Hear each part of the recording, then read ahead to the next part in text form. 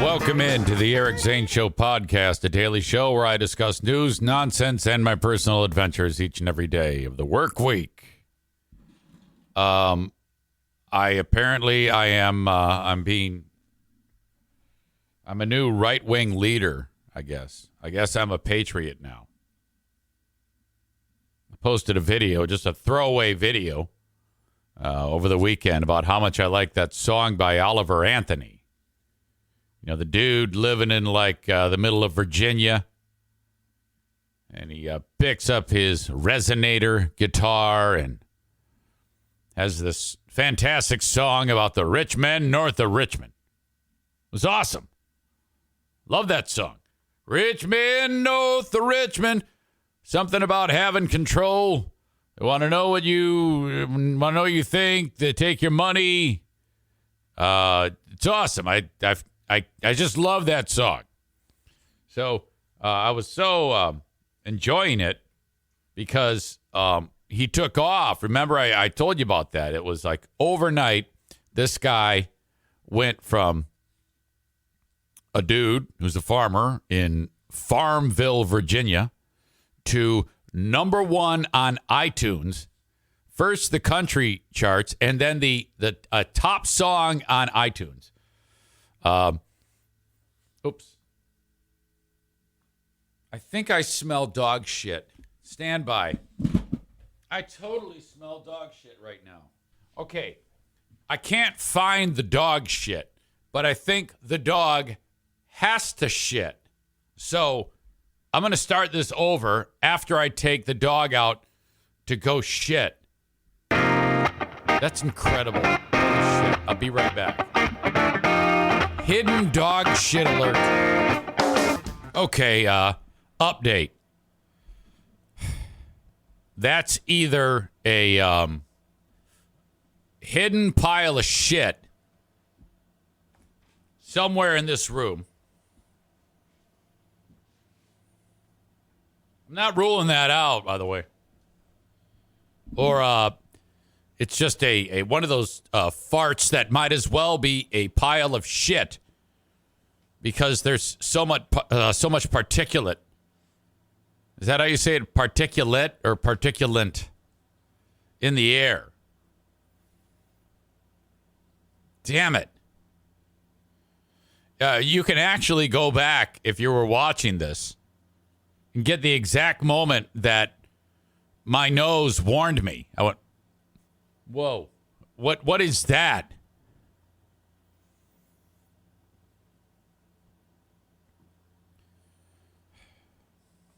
All right.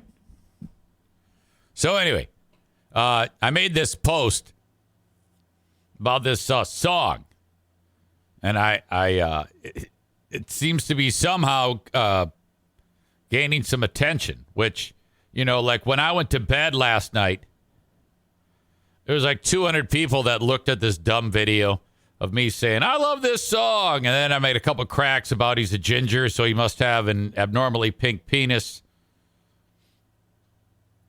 No big deal. Yeah, it's still got to be me, you know?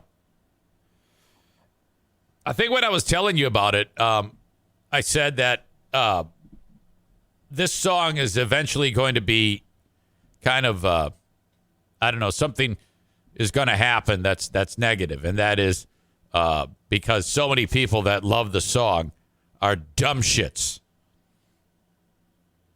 You know, they're going to make it their song, and they're going to hijack it like they do Christianity, and it's going to inspire them to go beat up more gay people. And I knew that was going to happen. And I know that sounds ridiculous and insulting. That's because it is. But in addition, the left is writing about, the right is using this as, well, basically what I just said. Okay, but them writing about it, it's kind of like starting to blend together what the dumb shits think in the world to what's actually happening, and that is just a guy who wants a little bit more money in his pocket is singing about it. He's singing the blues.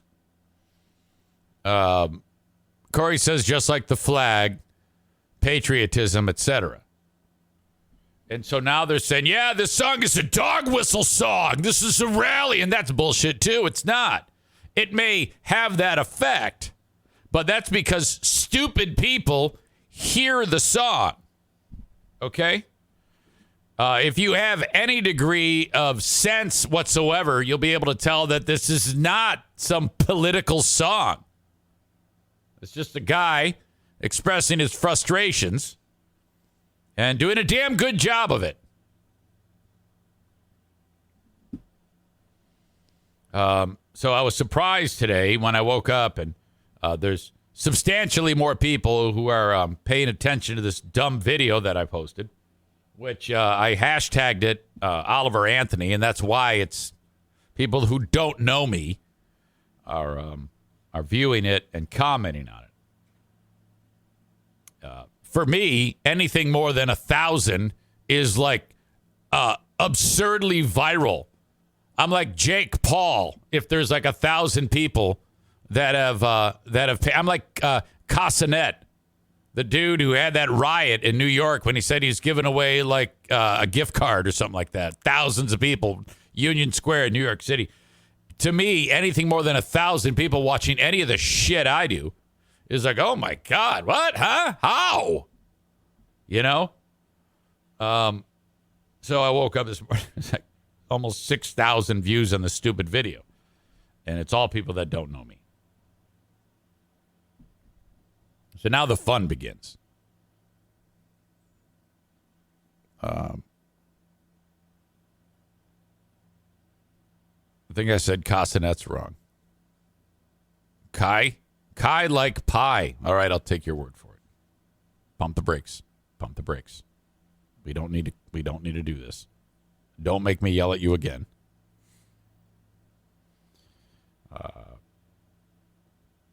Lisa writes, such an American song.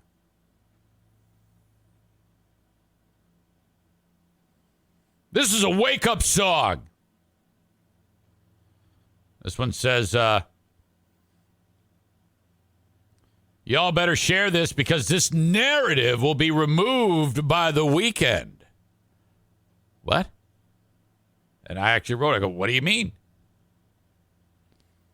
Doug says, they are already trying as we speak. They are?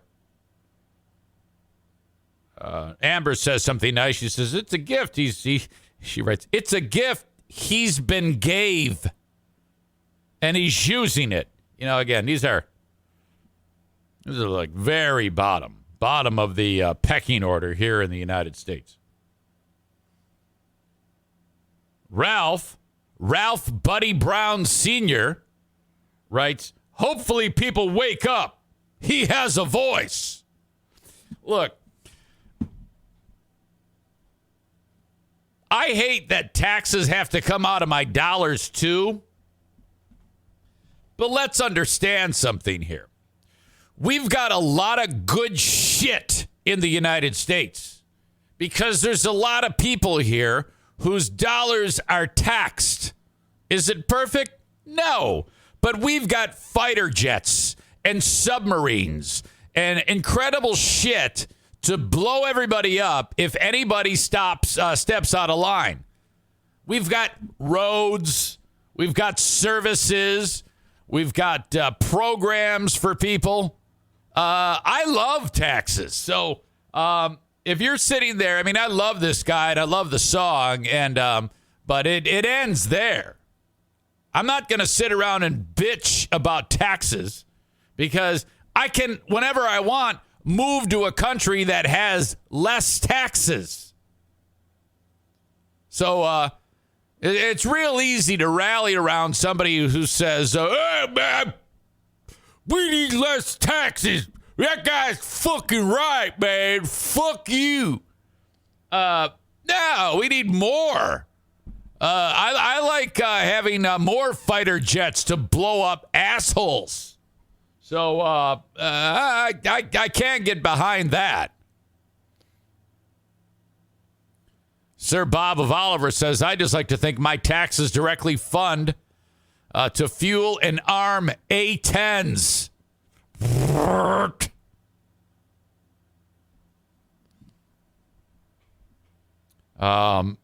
One guy, I said, boy, they're calling it a country song, but I don't think this is a country song at all. I think this guy has made his own genre. And this other guy wrote, hey, fuck tard. It's bluegrass and traditional. Amber says, classic mountain music. Dean says, no truer song ever been written. Sing it, young man. And then Coral writes, song is awesome. 2 weeks ago, we had Jason Aldean try that in a small town, raise controversy, and tell it how it needs to be. It went to number 1. Then last week, Tom McDonald with American Flag spoke the truth. It went to number 1. Then this week, Tom McDonald with Your America at number 1. And now tying it at number 1 is Oliver Anthony with Rich Man North of Richmond. All amazing songs that have come out in the last few weeks to show that America's fed up. And that these messages and these songs speak to everybody. Amazing listen to all 4 songs. Let's get them out there. And I wrote, I wanted to fuck with this lady. So I wrote, yeah, I didn't like the Aldean song because it was racist. The whole pro-lynching thing was pretty ugly.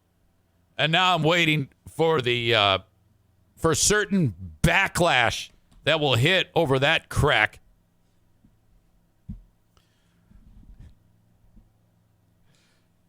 Ryan writes, yeah, fuck these Sam Adams wannabes, Big Fraud Zane.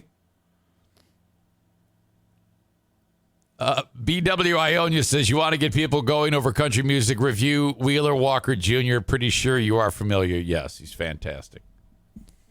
Eric Nagel is up, ready to start the day. I think he's probably just got in from the, usually wakes up and runs.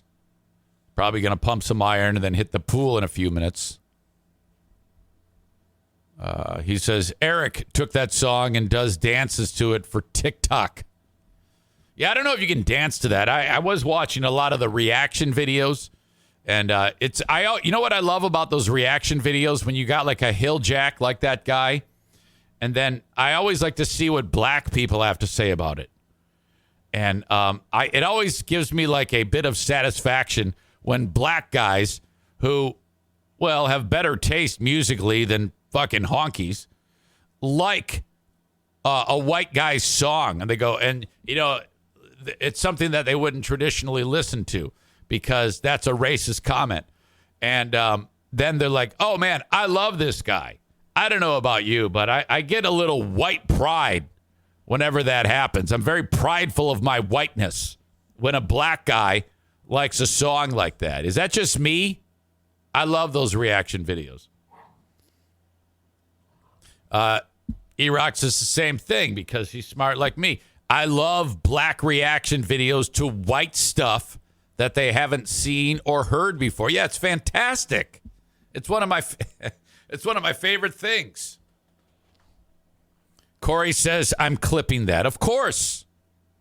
Clip it. I say white power. No, don't do that. Come on.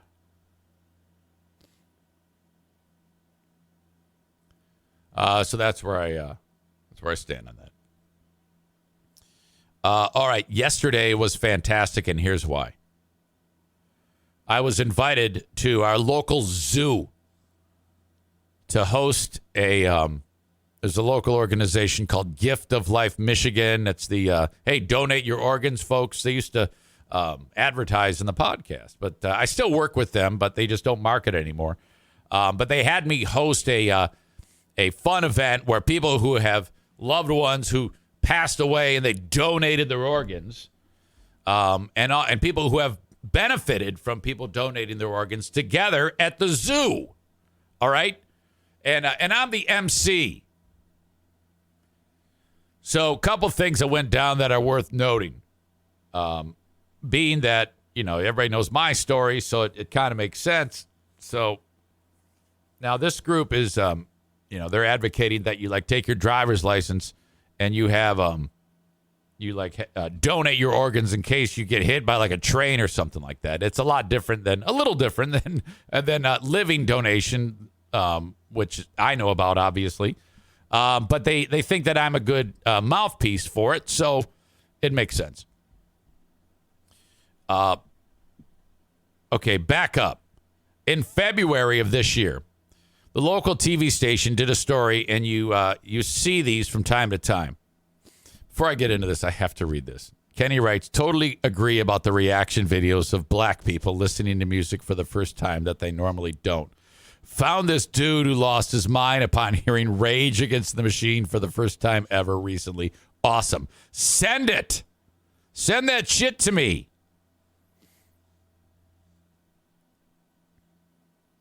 All right. Thank you. So in February, this news story pops where this chick is looking, her name is Amy, is looking for a kidney. She's going to die.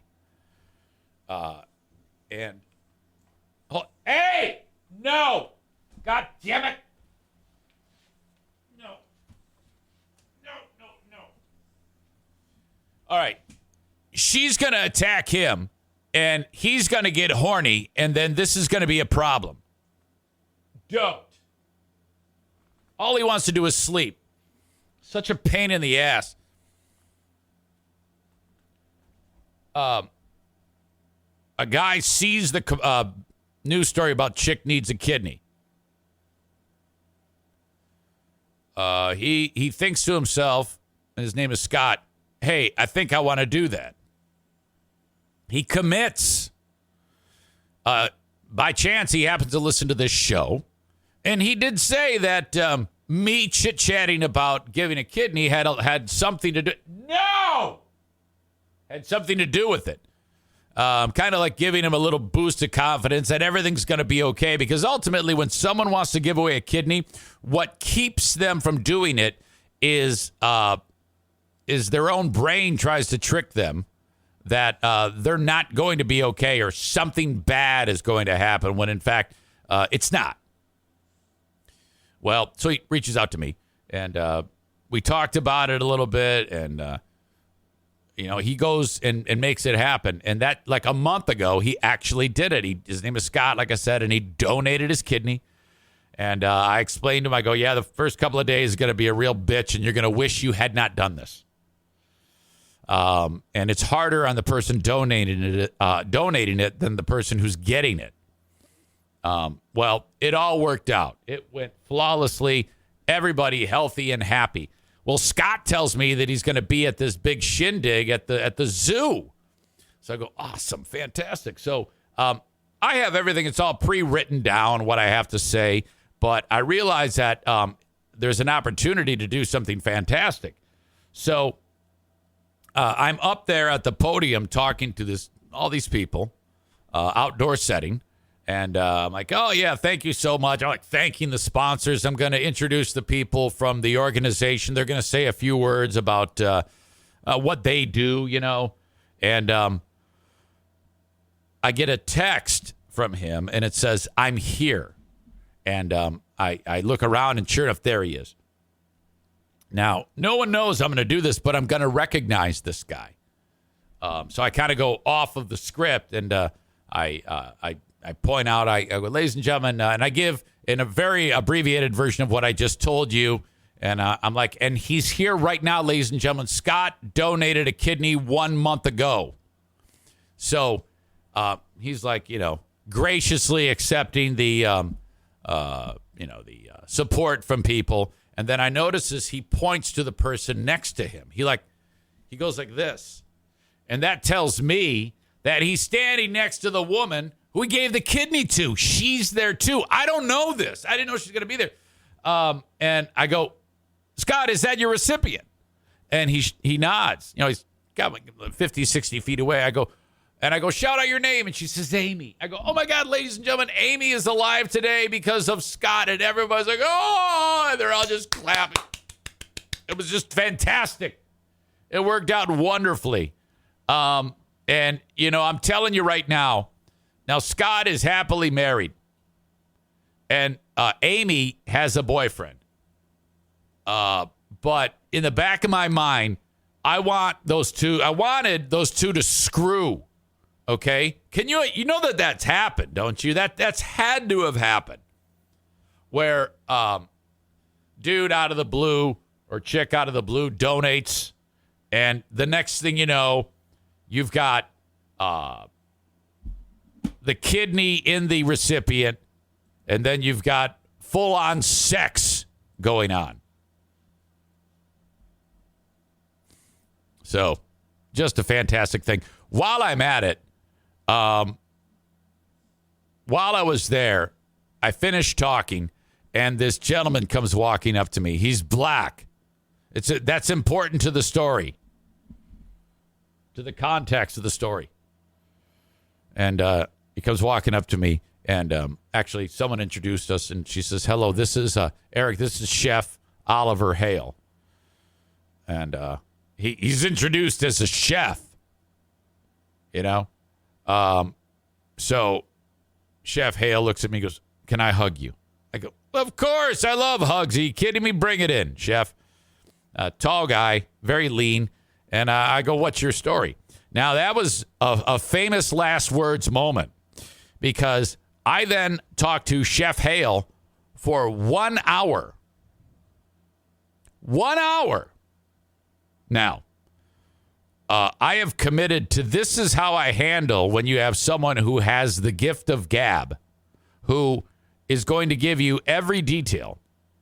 Now, I lucked out because his ability to communicate, his verbosity, if that's a word, I think it's a word,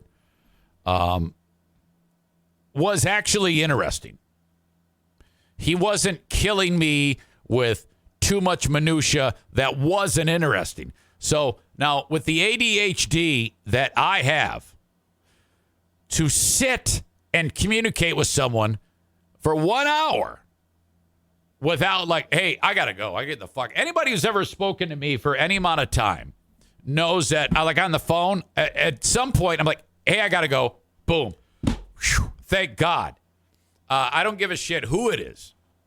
But Chef pulled it off, and for extended time. So he hugs me, and I hug him. I go, "Are you a recipient?" And he goes, "Twice." I go, "Jesus, he's so old.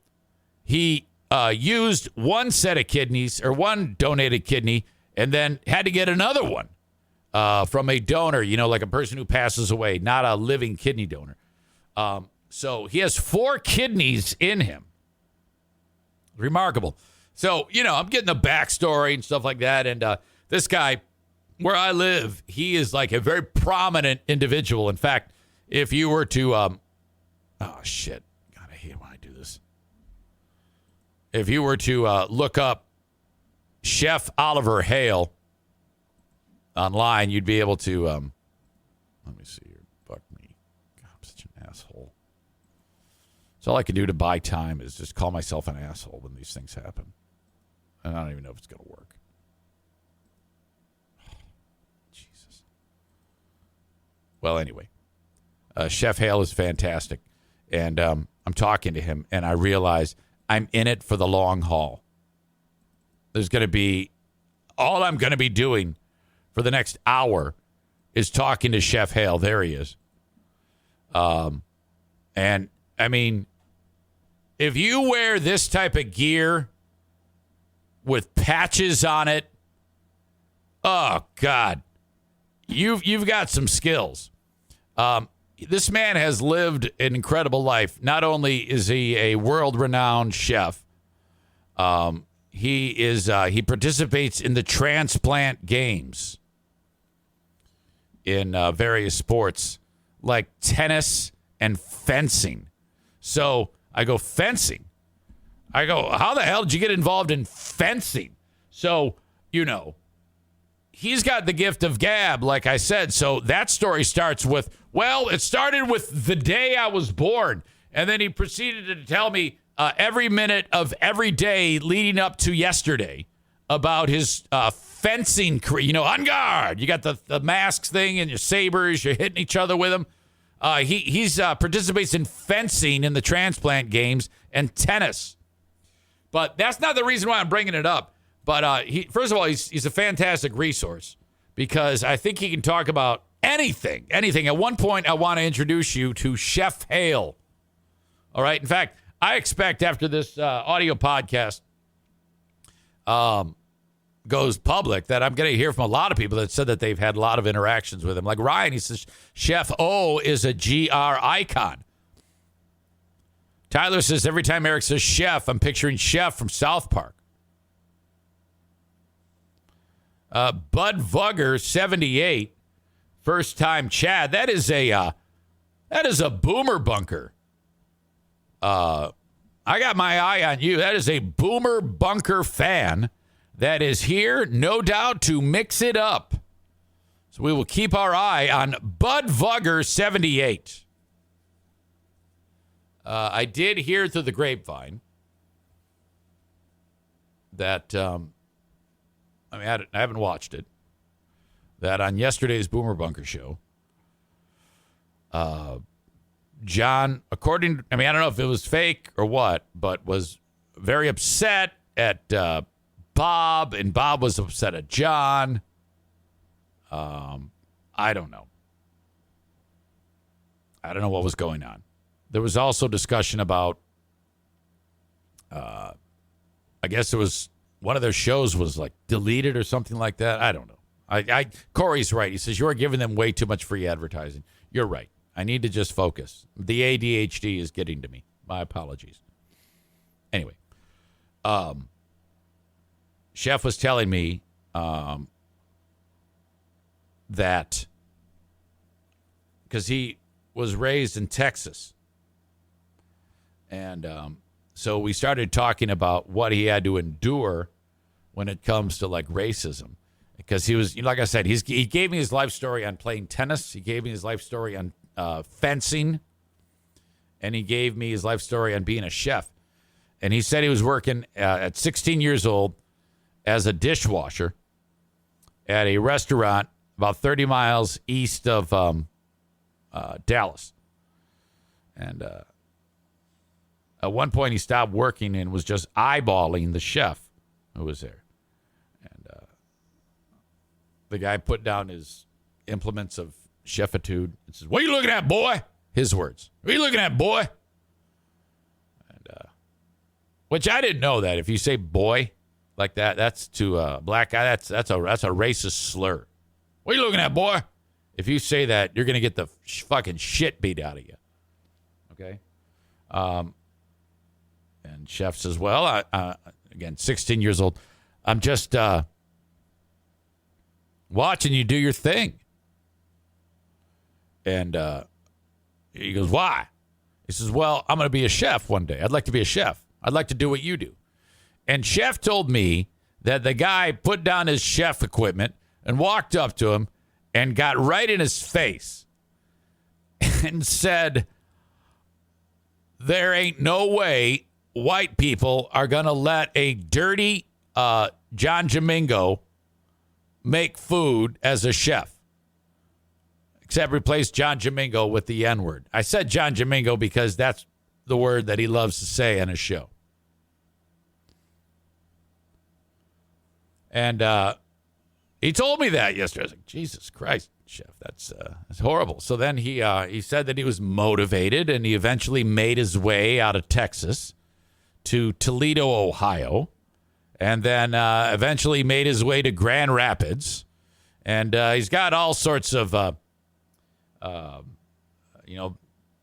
degrees, but he decided to be a chef for whatever reason. And he's spectacular from what I understand. He's retired now, but he's incredibly prominent. So I had the pleasure of meeting Chef O yesterday. He was just spectacular. I enjoyed spending time with him. And like I said, if you can pin me down for 5 minutes, it's a miracle. Forget 1 hour. But, I just started to pay attention to him and really focus like I was interviewing him for the podcast. So I started asking him very specific questions about racism and everything. I go, so you being there, this is the 1960s when you got called the N-word in Texas. I go, you worked at a time in the 1960s where all that crazy shit is going on. And now you're in the North and it's still fucked up, but not as fucked up. Can you take me through the dynamic of you realizing that, in some places the culture is changing? You've actually witnessed changing of the culture and actually had to experience it directly. I cannot relate to you and what you say. What is it like? And he started to cry. I did the old Roy Firestone. I made him cry. And I'm like, oh, fuck, I didn't anticipate that. I was just, And so he's explaining it to me. And then while he's talking, he says, but it's getting worse again. It's going back the other way. I go, I know. And we kind of looked at each other thinking the same thing. It's because of Trump. Trump has given these pieces of shit a voice, and they're emboldened now. So they're more likely to lean into this horrid behavior because that's the mentality. I'm not saying Trump's a racist. I'm just saying he's given all these pieces of shit a reason to step out, to be loud now as opposed to under a rock where they fucking belong. So anyway, he says in 2018, I was in line at a grocery store. And I go, okay, is this going to make me sad? He goes, yeah, made me sad. I go, all right. And he's in line. There's a guy in front of him, and he just happened to make small talk. He goes, boy, that was a nice day today. I loved it. And the guy turned around and says, what do you care? Why are you talking to me, N-word? Why don't you go back to Africa? Actually said that to him. Oh. And he said he didn't know whether to laugh or cry or hit him or call the cops or something. And then he didn't do anything. He just kind of just stood there. And then he explained to me that he went to his car and wept. Oh, shit. God damn it. Now, again, I cannot relate to this. I can't understand for that idiot's words to make him cry. Grown man, 65-year-old man, start crying like that. Holy shit. In my mind, I'm fantasizing about him getting the guy's head under his arm, like dropping a DDT on him, or like one of those moves from the Montgomery Brawl. And I'm like, where are we in the world where someone thinks it's actually okay at that time, the year 2018, to speak like that to any soul alive? I wouldn't speak that horribly to someone who hated me. No, I take it back. I absolutely would say that to the former Zaniacs. I wouldn't say the racial slur, but I'd say various jokes about meth teeth, and various shit like that. So whatever. But the chef didn't do anything. He's just standing there having a conversation with the son of a bitch.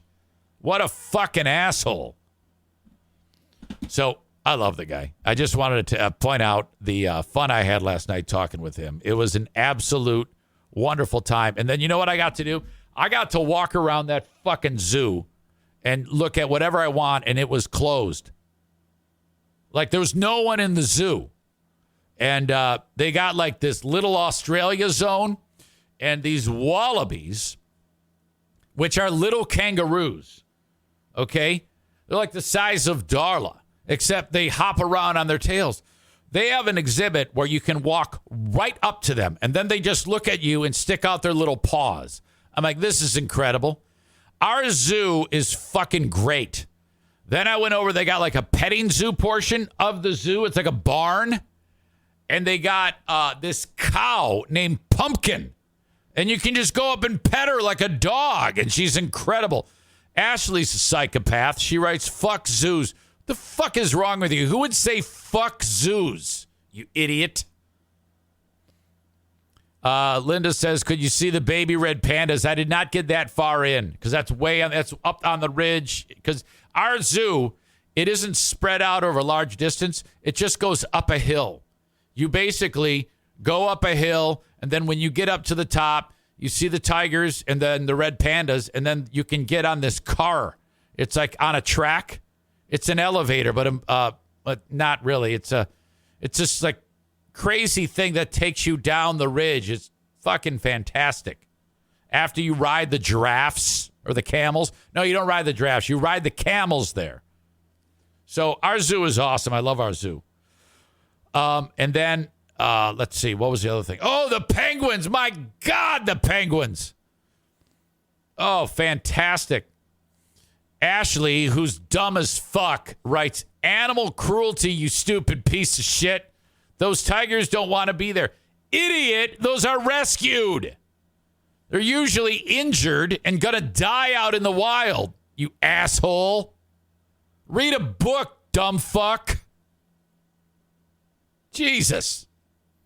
Oh, I got another dickhead in the zoos are horrible community. No, they're not. The zoos are fine. Jesus. Ryan says those tigers are safe. Otherwise, Jimmy John will shoot them. That's ridiculous. You guys are idiots. Now go to the zoo. Then I wandered over to see the bald eagles. Oh, my God. These bald eagles, again, injured in the wild, had to be rehabilitated. And then there they are. They're just sitting there enjoying their life, doing eagle screwing and raising young eagles. It's awesome. Let's see. Ashley says, you probably like SeaWorld, too. Oh, yeah, absolutely. Are you one of those idiots who watched that dumb movie called, what was it called? Black Whale? Or whales that are black or dark. It's called Dark Whales or Dark Water Whales or something like that, which is a complete work of fiction with animation. It's nonsense. I went to SeaWorld right after that came out simply because the movie came out. You know, people were like, oh, man, we got to boycott SeaWorld. I said, no, I'm going. I was like first in line. And you know who was there when I was there? Fucking Jack Hanna, America's conservationist. Okay? And he was there. And you know who he was there with? While he was speaking, he had the family members of the chick who worked in the orca tank that got killed by the crazy fucking fish. All right? And they were like, no, that movie, Black Whale, is complete fiction and bullshit. Because I guess they covered that stuff that I think they tried to pawn off that the whale was mad and attacked the girl because it was mad at them. Oh, my God. Well, the chick who got destroyed by the whale, her mom and dad are there to say, yeah, we love Jack Hanna. We love SeaWorld. Thank you for spending their money or your money on SeaWorld. And don't listen to this stupid documentary. It's all bullshit. So that's all I needed, you know. So I know I got a great divide in the audience with the dumb shits who hate zoos and the brilliant ones who love zoos. Conservation is the key.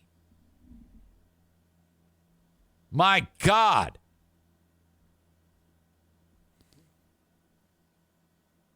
Aram says, Eric doesn't know. That's ridiculous. Corey says, Disney Animal Kingdom is cool as fuck. The animals that can run around, they aren't all in cages. Zoos are awesome, Kenny says, and staffed with incredible people that love taking care of the animals for the most part, I believe anyway. You know? I can't drop the E out of you. SeaWorld is awesome. You see, some of you people don't realize that when you have these things, And especially when young people see what is out there and see them in this environment, it triggers something. All right? It brings out like an interest in these things. And when young people see aquatic life or whatever it is that you have at these zoos or SeaWorld or whatever, you're eventually going to make them want to pursue this later on in life. It's part of the culture. It's fantastic. It leads to better care for the animals. If we didn't have zoos and SeaWorlds, they would kill us all. All right. If we didn't know animal behavior, they would slaughter us. It would be like Planet of the Apes. So that's all bullshit. Aram says Eric probably supports deer murdering too. Yes, of course I do. Of course I do. It's not the deer's fault that the world is populated with people and deer. But in our society, we have this thing called farming. And we use the land on this planet to feed us. All right? And the deer have less space. So if they populate crazy and we don't cull the herd, they will run roughshod. They will suffer needlessly, and more of them will die. Now, I'm not a hunter, but I know this. You ever heard of like these crazy diseases that deer get? I think one is called waste away and die disease or some chronic wasting. Isn't it called chronic wasting or deer foot and mouth or some shit? I don't know. But if we don't eliminate some of the population besides, it gives these hillbillies something to do. I don't fucking hunt. I don't want to do that shit. I'd cry. I'm not man enough to hunt. But these mountain men go and they kill the deer, and then they make like jerky and shit like that. And if these people are busy, that gives them less chance to like intimidate the blacks and the gays. So let's not indict them. Aram says that's what morons tell themselves. That is not true at all. That is not true. You are 1,000,000% wrong. Did you know I was watching some podcast of these three Zoomers who were offended that Ted Nugent was in a helicopter with a machine gun, and on one feral hog hunt, Ted himself destroyed 455 devastating feral hogs, which in Texas alone, they have a population of about 5 million. So he put a real dent in it. I think he calls himself like Swinezilla or something like that when he's in this chopper mowing them down.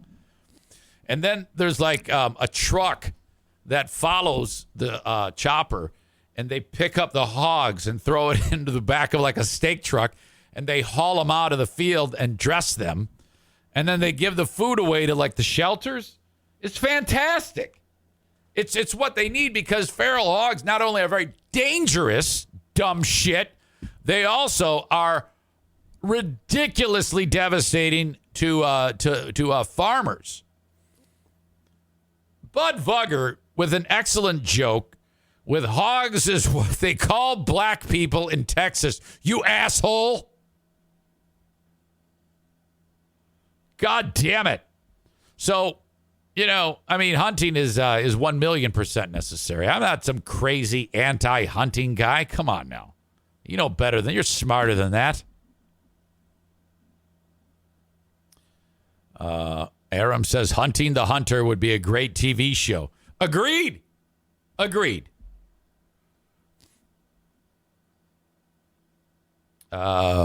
Patrick says, I love zoos and aquariums. They're fantastic as long as it's not a Joe Exotic zoo. Radio voice Linda says, I support deer murdering so I have a lower chance of hitting them with my car. Another reason that it's important. And she says, want to know what kind of car I have. I don't know what's going on there. I think there's some car envy going on between members of the audience, I guess. I'm not sure. But no, that's true. I mean, at the end of the day, let's be honest here. This is our planet. Yes, it was theirs maybe at one time, but it's not anymore. If we need wood, we go get trees. If we need food, we kill animals. If we need vegetables, we grow them. If the animals eat our food, we need to shoot them. Not only that, it's important that their populations be regulated. And people like DNR and conservation officers do actually study a balance. That's why some years they offer more permits for various types of hunts for whatever reason. Like in Michigan, you can kill certain types of animals unchecked. There's a lot of small game that you can just slaughter whenever the fuck you want. And coyotes. You can go and massacre like 100 coyotes in Michigan, and they actually want you to do it.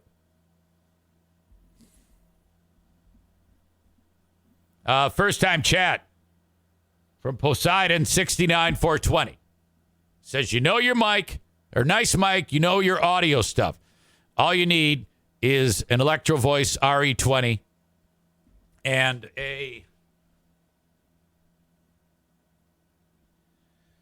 DBX 286S processor. That's all.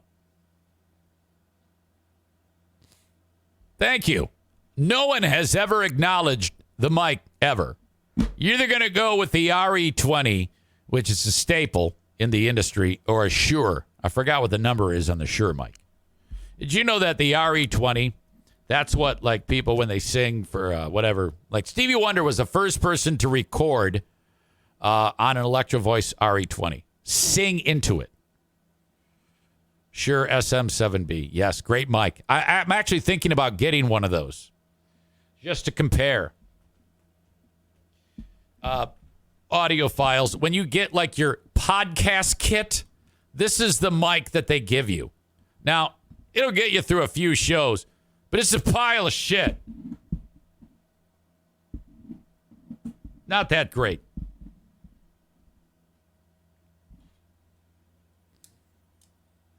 Tyler says, I'm personally a fan of the HFO 5491. I don't know what that is. I don't even know if you're kidding. The mic here is more expensive than anything else here. Like, people say, oh, yeah, you're high-end stuff. I don't have shit. The board, if you will, it's the most pedestrian thing you're ever going to see. The only thing that actually costs anything is the mic. All right. Believe it or not, we are 1 hour into the show, and I haven't yet really done anything. I haven't done anything I'm supposed to do. There's certain things that I have to do. First thing I need to do is kick the audience out who are on Facebook and Twitter and YouTube. So if you want the rest of the show, it's on Twitch, okay? I'm trying to get people to sign up for Twitch. You go to twitch.tv/Eric Zane Live and follow me there. Subscribe to it. You can subscribe for free with your Amazon Prime. I appreciate that very much. Or if you feel like it, throw a few bucks at it, and you can then be subscribed. If you do not have Amazon Prime, the audio podcast is made available when I finish the show on all of the podcasting platforms. I have a Patreon, which I post a lot of content to, patreon.com/Eric Zane. Try it for free for 7 months. I offer this show free, and then I do a second Patreon podcast every single day, and there's a number of other shows on there that are a lot of fun, I hope. Patreon.com/Eric Zane. Sign up for 7 days free. Thank you for enjoying the show, though, for up to now on Facebook, Twitter, and YouTube. But I got to send you on your way. Facebook and Twitch brought to you by Irvine's Auto Repair, Grand Rapids Hybrid and EV, one of the many local sponsors who fund this racket. Twitter brought to you by Blue Frost IT. Now, before I continue, I'm going to bring in, I'm going to bring in Kyle for another edition of Let's Kill in just a moment. But before I get to that, I want to talk a little bit, shout out a little bit further detail to Irvine's Auto Repair, Grand Rapids Hybrid and EV. Now, on Thursday of next week, so 1 week from today, it is a get-together amongst audience members. And I am extending the invite to former Zaniacs.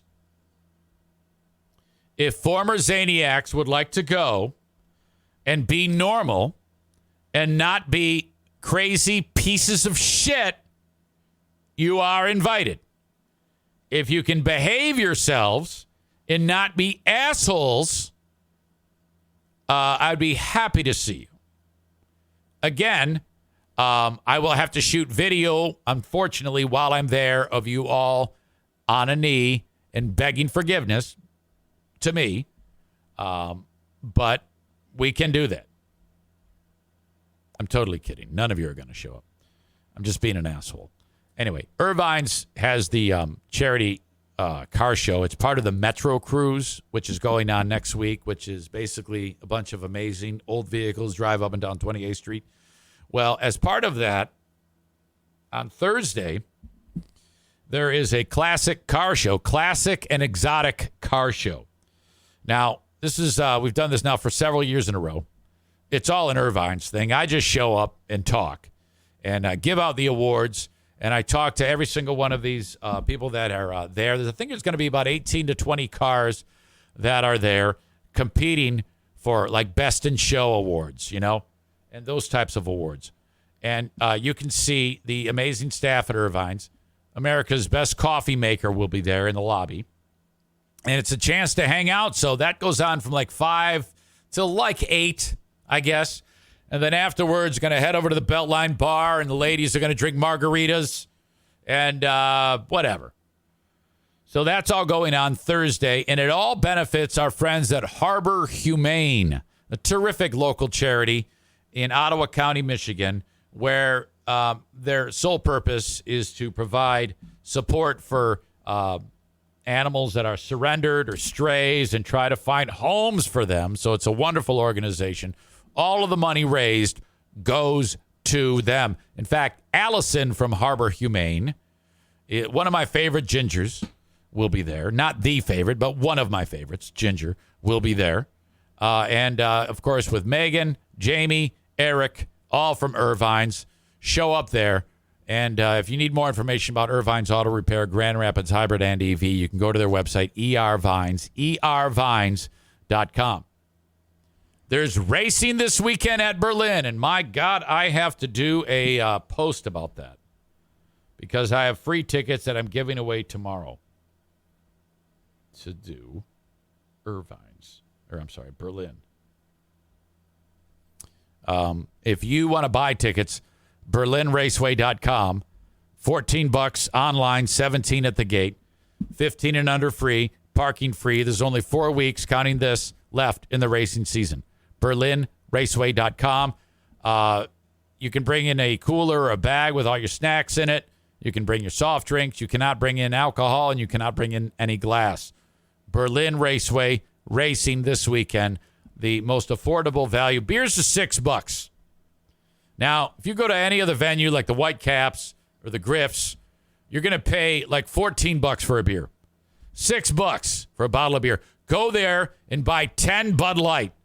And just see everybody look at you like you're a communist. Ben was drinking Bud Light. How about that? When Ben was with me at the track yesterday. I want to make it my goal to bring Bud Light back. Okay? Because I don't like these hillbillies thinking that they've got a hold on our society that empowers them to think that they can just say it and cancel somebody. Okay? So I want everybody to buy a case of Bud Light, pour it out, because who the fuck wants to drink that, and then buy another one? Ooh, I just heard thunder. That means Benny, the one-eyed wonder dog, is going to be freaking out. I might have to bring him in here. Hold on. Let me make sure he's okay. I'll be right back. And I got to go potty. Kyle, I'll call you in a second. All right. If you see a tail wagging, that's Benny. He might want to leave, but as soon as he hears more thunder, he's going to want to come back in here. So he gets pretty upset with the freaking thunder. Yeah, there's a pretty big storm coming through. So if we suddenly lose power, you know what's up. Benny, come here. Come here. Come on. Come see everybody. All right, I've been podcasting for going on 5 years. And one of my favorite things of all time is the fact that HelloFresh is part of the Eric Zane Show podcast. Now, let me get to the chase here. Cut to the chase. No one says get to the chase. Let me cut to the chase here. You're going to end up going to HelloFresh.com/Zane50. And then you'll also use the code Zane50 for 50% off plus free shipping. I'm telling you, man, oh my God, this amazing product is delivered right to your door. The cold stuff stays cold, and everything else is sent to you in pre-portioned packages so that you can cut down on all the extra garbage that you would have to buy if you were making these amazing recipes from buying stuff at the grocery store. And then it's just incredible, the stuff that you can make. Make your home the hangout place all summer long with crowd-pleasing eats. From a backyard bratwurst bar to tangy key lime pie. Can you imagine making key lime pie? HelloFresh Market makes summer entertaining a cinch. HelloFresh, take a bite out of summer from chef-crafted seasonal recipes to their new fresh and fit summer menu. HelloFresh brings flavor right to your door. One of my favorite things is when you plate the food and whoever you're serving it to is like, what the heck? Did you do this? Did you buy this? No, I made it. It's HelloFresh. And you do it all in the comfort of your home, featuring quality proteins, fresh produce, and plans for many lifestyles. It's no wonder why HelloFresh is America's #1 meal kit. Go to HelloFresh.com/Zane50 and use promo code Zane50, Zane50 for 50% off plus free shipping. Once again, HelloFresh.com/Zane50 and then use the code Zane50 for 50% off plus free shipping. EZ loves HelloFresh. Oh my God. Oh, this boy. Okay. I don't know how he even wants to stay in here, but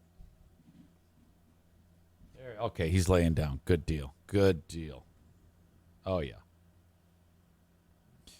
Let me get Kyle Tiller in here. Kyle from Dumpster Divers. There's several things I know he wants to talk about.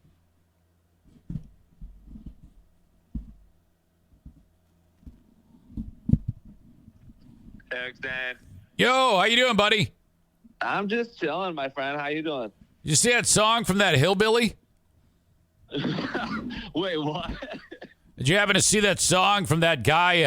I posted about it, Oliver Anthony. Have you been following that story at all? Wait, is that dude with like the red hair, maybe red beard? Yeah. Oh, yeah. I mean, I'm not following it, but I saw a video pop up at one point. Is that like the type of music that you would like? To be honest with you, I don't even remember what it was like bluegrassy, right? Yeah, it sure was. Yeah, I mean, I could do it if I had to, but I'm more like give me that classic rock, baby. Give me that smooth guitar. Give me those ripping solos. Oh yeah. Baby. Do you like butt rock? I love butt rock. Well, to me, butt rock, it could be several things. Like Nickelback could be butt rock, and Theory of a Dead Man could be butt rock, but so could like Poison. I see what you're saying. So here's what I'll say. So to me, I guess it doesn't really matter to me the specific category. It depends how good the fucking musicians are. You know what I mean? Like Poison, for example. I'm not really a huge fan of Poison, but their guitarist is pretty fucking good. So CC DeVille. Yeah, so then I'll give them like a little bit of credence. You know what I mean? But like, like for example, you remember the band from like the late '80s, White Lion? Of course. Yeah. So like overall, like relatively cheesy butt rock type music, but the guitarist was fucking like a virtuoso. So I loved that. And like the singer, he had kind of like a weird little voice. So I'm actually like a pretty good fan of White Lion because they're just like good musicians. You know what I mean? You ever, how about that band Greta Van Fleet? Oh, you know what? I remember the craze, like when they first came out and, and everybody was comparing them to Led Zeppelin and stuff. So I was like, hell yeah. You know what I mean? Because like when I used to be in a shitty band in my younger 20s, we went to a battle of the bands or whatever.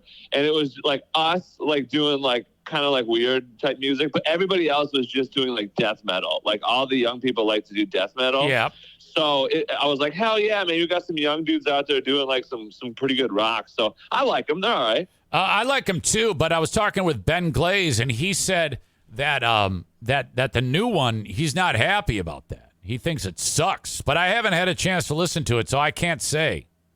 Oh man, that is always the fucking risk, dude. There's never been a band that just fucking knocks it out of the park every single record. Right. You know what I mean? So the lead singer of Greta Van Fleet, he just announced last week, or I think it was last week, that he's gay.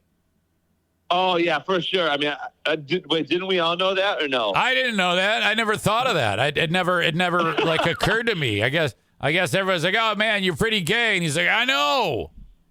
Yeah, I guess I just kind of figured so, just by the way he just is, or like when he's singing and shit. Really? But like I was never gonna like publicize that or nothing.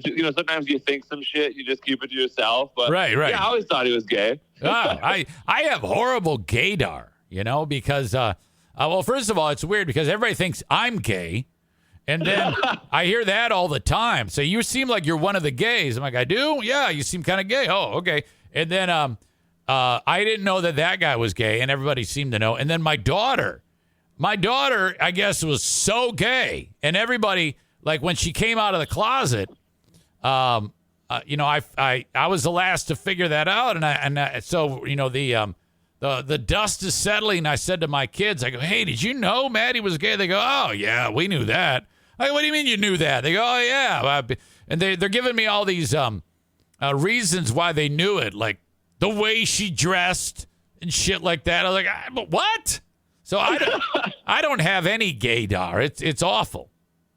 Yeah, I feel like in general, my various categories of dar, whether it be gaydar or any sort of dar out there, are generally pretty good.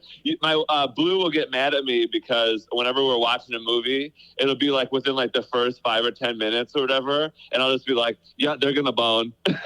Oh, okay. She'll be like, what the fuck are you talking about? I'm like, those two right there, they're gonna bone. And she's like, no, they're not. And then they'll end up like boning at some point in the movie. Yes. And she's like, you motherfucker. I can just tell, dude. The one thing I do, I can figure out is like if I'm walking through Meijer and I'm like sizing people up as to who would vote for Trump. Oh yeah. and it's a great game, and it's usually like 100% of the people in there. But, like Trump / COVID's a hoax. Anthony Fauci needs to die. It's all like the same guy, It's real easy to pick those pieces of shit out. That's okay. So if you saw a guy like me walking around Myers, what would you think? No. Age factors into it, and you don't dress like one of them. And your energy is different, Yeah, that is true. I got a weird energy. I'll give you that one. Well, because, you don't seem like you're a racist. So that's the difference. Yeah, definitely. I don't feel racist either. No, good. I love that. Megan says, I really like wearing my free mom hugs with the progress flag on it to Meijer. I get nasty looks. I love that, too. I've got this purple shirt that says, I love the gays or something like that. And I wore it at the Pride Festival. I want to wear that into Meijer on like any other day outside of the month of June just to see all these hillbillies hate me. Oh man, that'd be sick. Actually, you know what? It would be sick like as a standalone thing, like if you were like recording it as you went through. But it could also be good if you set it up as like a setup, like you were just walking around with that shirt on, and like I was also at Myers at the same time, but like separate. And I just started like catcalling you and stuff in front of these people, and I'm like, oh hey, what's going on? And and you're like, you just really play it out. You know what I mean? You could record me as I walk up to people wearing MAGA hats and saying things like, hey, do you shop here often? Yeah. And then I start asking them, hey, do you know, I can't find any employees. Do you know where the sporting goods are? Just to see them fucking hate my guts. No, it'd be better if you were like, yeah, hey, do you know where the big black dildos are here? Holy shit. You and I saw the same thing, and that was a limousine for sale on Chicago Drive. Oh, hell yeah, you saw, huh? Yeah, that's a big one. I drive those. That's one of the ones I drive. I drive one just like that. That's what I'm talking about, baby. You remember when I texted you? You remember that business we came up with like last year, maybe 2 years? I don't even know when the fuck it was. Please tell everybody. That was where Eric Zane is fucking behind the wheel, just whipping shitties, just driving these people where they want to go. But then I'm in the passenger seat, and I got a mic, and I got a little speaker that's going to the back, and we're just ripping shitties. We're just telling jokes, dude. We're making an experience, baby. Right. I remembered that, but we could do an X-rated night where that'd be sick. We could call it Gangbang Limo, and it would be only for people who either want to have a gangbang or a reverse gangbang or just a massive group sex party. So you got like 6 couples, 12 people porking, and you are there doing play-by-play like a sports announcer. And you can bring in one of your pals that you do the Chibian show with, and you guys are talking about like amount of jizz flying and shit like that. And I'll be driving around. I like where this is going. It could be in OnlyFans. We can call it Orgy Limo. I like this idea because I bet that's got to be legal. You know what I mean? Well, of course it's legal. You can do whatever the fuck you want in limo. And you just be there, oh man, this big dick just got crammed right in her ass. It would be so sick. Can you imagine the content, just putting that content out there on Twitch, dude? People would be eating that shit up, dog. Yes. The orgy limo would be, not only would it be, would people enjoy it because it's on OnlyFans and they like new stuff to beat off to, but it'd be hysterical. People would love it. Oh, for sure. Yeah, and I feel like I would thrive in that situation, to be honest with you. Oh, you would. You would. Yeah, just play-by-playing it, dude. Oh, yes. For sure. Yes. Now, let me ask you this. I know what a gangbang is. What is a reverse gangbang? I'm curious. So gangbang is always like a bunch of dudes and one chick, all right? But reverse gangbang is one guy and like all chicks. Oh, okay, I see what you're saying. Now that was okay. I followed you. I guess I was just assuming I was picturing just like a bunch of people just boning at the same time. I've heard that's an orgy. Yeah, never mind. So I've heard. I mean, I would never search that out and watch anything like that. So now let me ask you this question, Eric Zane. So there's gangbangs and reverse gangbangs, but there's also now several fucking like 100 genders out there. So how far can you? What if there's various genders going to town? Now, what do you call that? Would we call that a 4D sphere bang? You could name it whatever you want, and we could actually plot it out. Like all week, the limo would be used like for school events, and then we would clean it, and then we would have a big jizz fest, clean it again, and then bring it back to the schools. Oh, that'd be so fucking... Can you imagine that? Just like the day after like a gangbang, you're just picking up some kids. Right. And you're like, yeah, hey, watch, it might smell a little funny back there. Some big black dude blew his load all over that seat there, Jimmy. Oh, yeah, you got to make sure, because the last thing you want is a kid actually sitting in a pile of jizz. Yeah, you don't want that. Yeah, you got to have, you do got to do some, OSHA's going to be involved. Let's say that. There's be some serious cleaning. You're going to have to really clean that thing. And then, on a different week, like on one weekend, you can have a Friday, Saturday of gangbang, reverse gangbang. And then the following Saturday, it'll be all gay. And then Sunday, Saturday, that'll be Saturday, and Sunday is if you've changed genders. So it's going to be called like Chicks with Dicks or something like that. I like it, dude. You informed me that you have a customer who his favorite thing on the Eric Zane Show podcast is our time together. Oh, hell yeah, dude. Yeah, this guy sent us, and I sent you a screenshot of the email. He was like, yeah, I heard about you. I listened to you on the Easy, and I was like, yeah. I was being all modest and shit. I was like, yeah, I was like, hopefully, like, you like listening to us be idiots or like, like just being like, he was like, nah, dude, it's the best segment on the show. And it is. Like, it is. Yes, it absolutely is. Because, especially for me, when I'm sitting here screaming at clouds and talking to a camera, if I can bring someone in here like you or Rick or my dad or whenever I call an audience member, I always love those moments. It's a nice change of pace, Oh, yeah, for sure.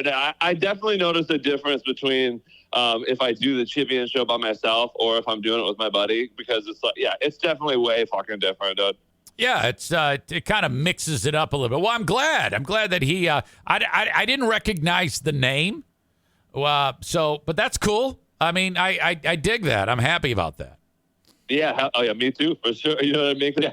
Especially like sometimes, like when like last week when like I'm like, all right, here's some shit we're gonna talk about, and then it's like not that great. I'm always like, yeah, people are probably like, get this fucking guy off. No, it's always great. Like, hell yeah, baby. I'm like, hell yeah, baby. It's always great. Don't even give me that, because even if it sucks shit, I'll just say, hey, guess what? What? This sucks, and then you just pick up the pieces and you move on. Not everything's gonna be great.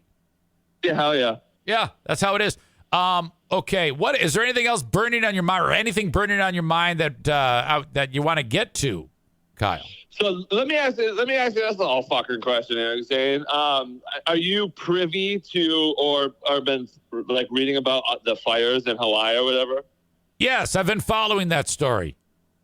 Have you heard all these fucking crazy ass conspiracy theories out there that are interesting but probably far-fetched? I heard the one about Joe Biden fired a laser.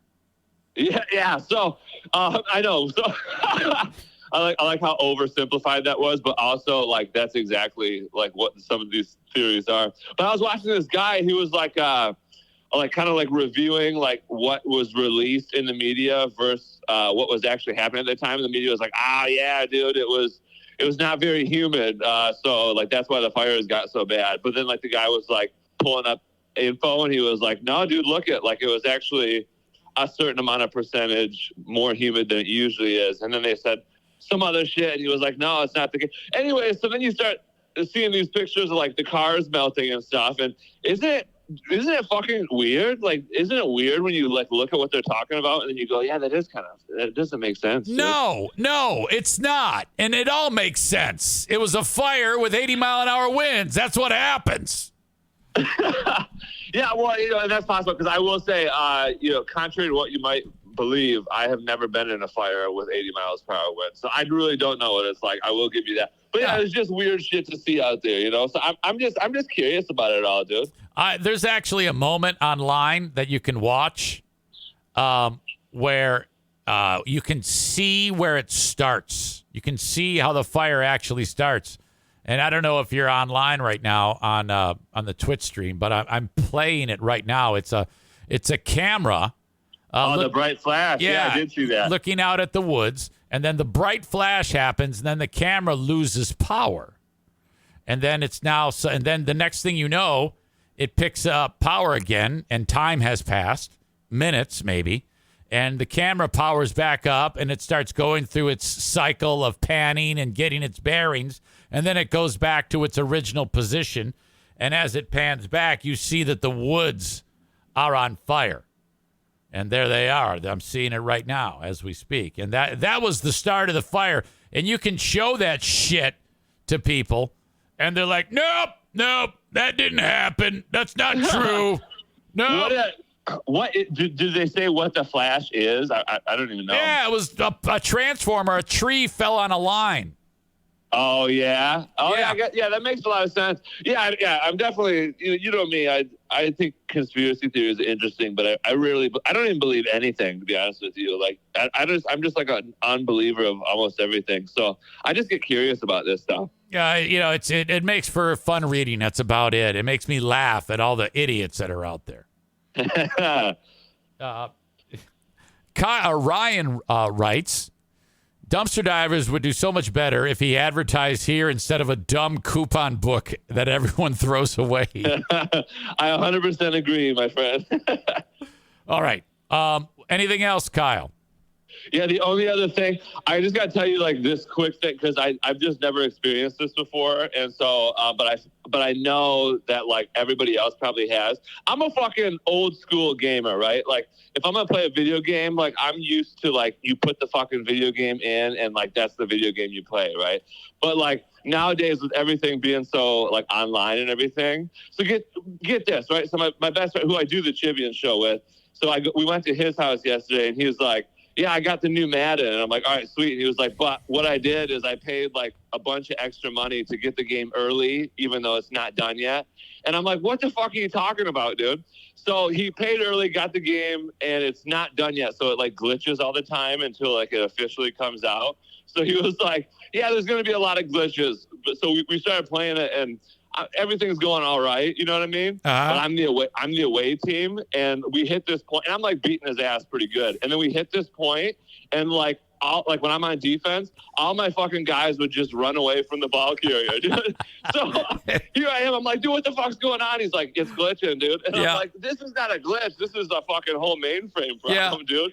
And then so anyways, I was beating him, I think 28-7 or something like that. And I ended up losing the game 60-30. Oh, something like that. And I was like, what the fuck? So anyways, it was just funny because I don't understand that as an old school game. Yeah, I know it. It you describing it reminds me of like if you were watching one of those games, the vibrating football game. Where all the players are going in like 10 directions. It's like that's what Madden was doing. Dude, it really was. It was like infuriating, but also like I'm not going to get too invested in the game. But I was like, yeah, I couldn't. I mean, my guys wouldn't tackle. My quarterback kept throwing interceptions. I'm like, what the fuck's going on, dude? Anyway, so Madden's not done, is all I'm saying. No, that's interesting that they would offer that. Interesting that he would pay for it. It's sad. It's like the ugly part of capitalism. Like, hey, yeah, you want to pay us more money than you would, right? For a game that's not done, and people are like, fuck yeah, dude. It's like, what? Well, what's interesting is they've probably been designing it or working on it for a year. They should offer it when like they've only drawn like one guy. So that'd be sick. Yeah, so you order it 1 year early. And then every time you turn it back on, there's like a couple more dudes on there ready to go. That'd be fucking sick, dude. Oh, my God. Hey, so the Lions play Saturday. I guess that's an afternoon game against Jacksonville. Did you see that shit? Yeah, dude, I'm getting fired up, baby. We're getting closer and closer, and I'm feeling it, baby. I didn't watch one play of the first one, and I'm not going to watch any plays from the second one.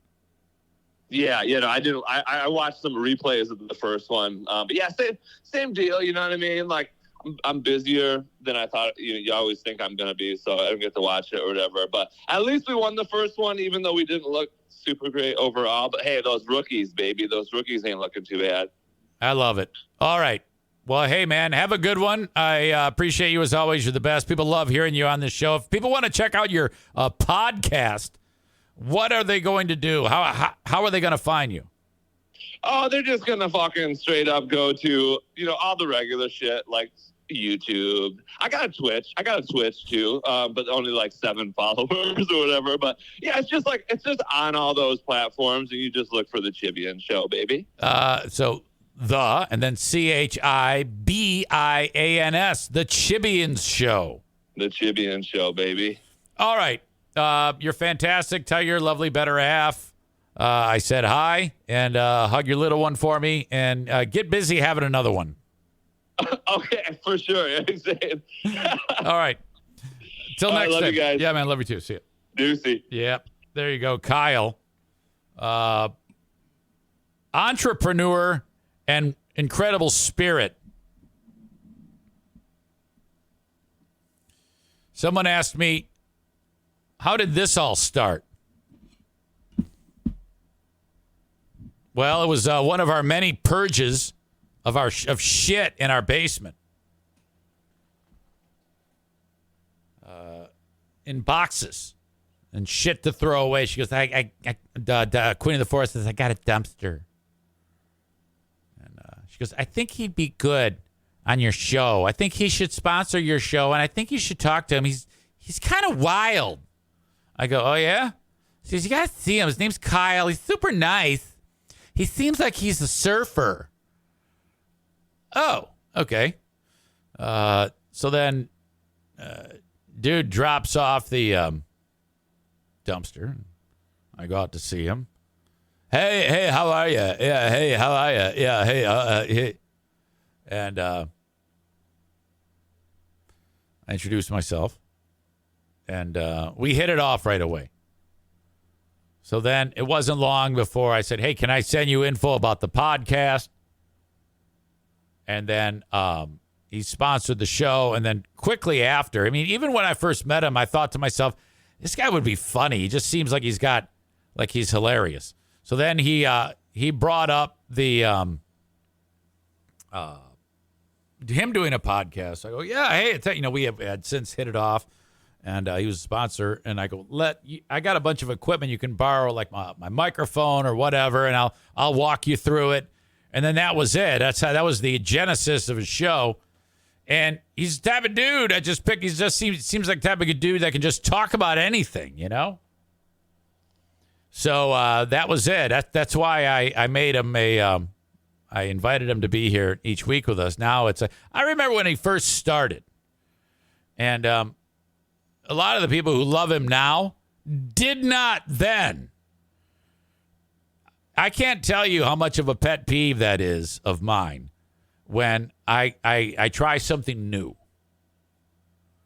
And now I know this, that whenever anything new hits, you have to absorb it and process it before you can make a decision of whether or not it's good or bad. Okay? Like even that dumb fuck Justin. I gave him, not my son-in-law, Justin Nettlebeck. I gave him so many chances to not be shit, and it's impossible. But with that, when I had Kyle on, right away, everybody's like dogging him. And I'm like, fucking, God damn it, this pisses me off. Would you just shut the fuck up? And now everybody who hated him, they love that guy. So my point is, shut up. If I ever do anything new, give it some time. You know? Like Rick from TC Paintball. He's kind of a legend around here. And when I started with him, people were like, I don't know, man. Shut up. Chris says he annoyed the shit out of me at first. Talking about Kyle. Yeah, I know. And now he's like part of us. He's part of this show, for God's sake. LV Moki. First, Ashley says, I figured he would look like a dirty hiker. He's unbelievably handsome. LV says, for me, I think so. For me, I think so, though. He's the first person Zane had on when I started listening. I still have to go Kyle over Trump when Trump joins us. As far as I know, Kyle never raped anyone in a department store. That's true. And not a lot of people know this. Some people actually think that that's a fake Trump, but it's not. It's not a fake Trump. It's actually Trump. Which reminds me, I got a voice text from Trump yesterday. Let me see if I can find it. Yeah, I got it. And wait a minute. Maybe I can't. Hold on. I know I saved it because apparently Trump heard yesterday when I was when I was talking on the show, and I said, I don't know if I said it on the free podcast or the Patreon, that I was not aware that the Amish were the ones who do most of the puppy mills. I had no idea that was a thing. And Trump reached out to me because he heard that crack. It wasn't a crack. It was that's what I believed. Hang on a second here. It's going to take me a second to get this.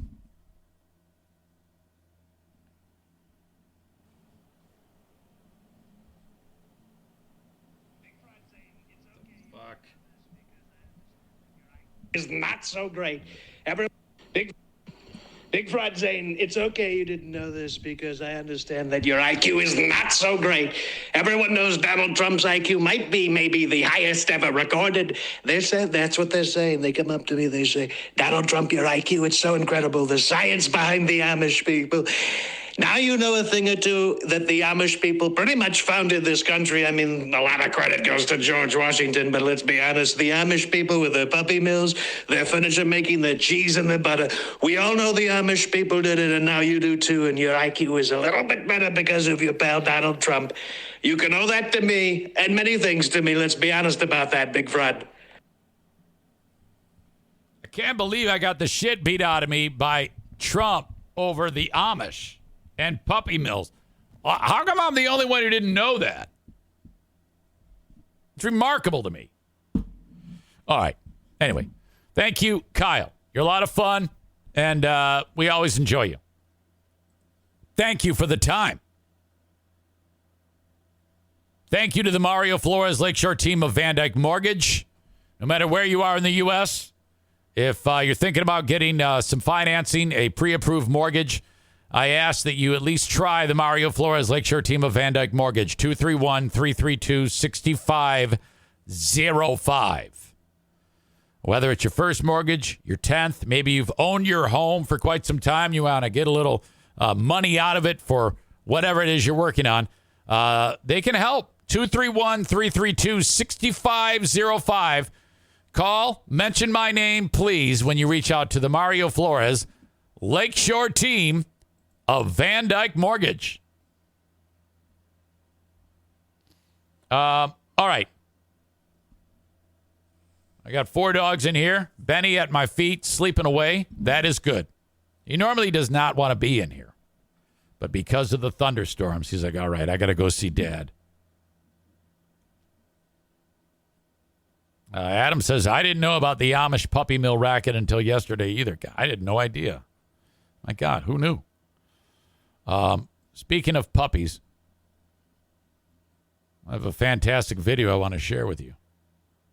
I guess it's a little old. This video's been out for some time, but it's just now making the rounds.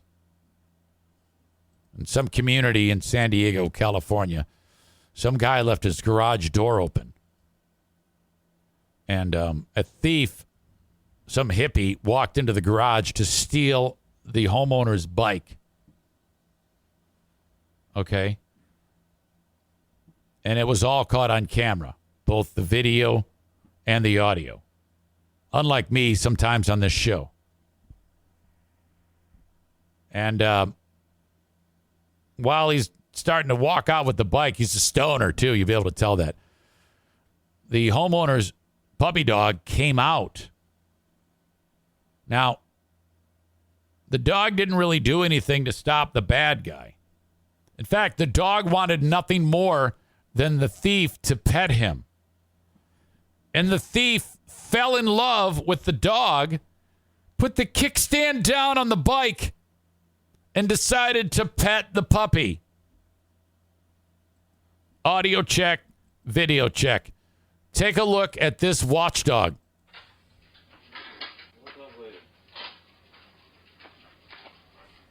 Hi, buddy. He goes, hi, buddy. Reminds me of Kyle.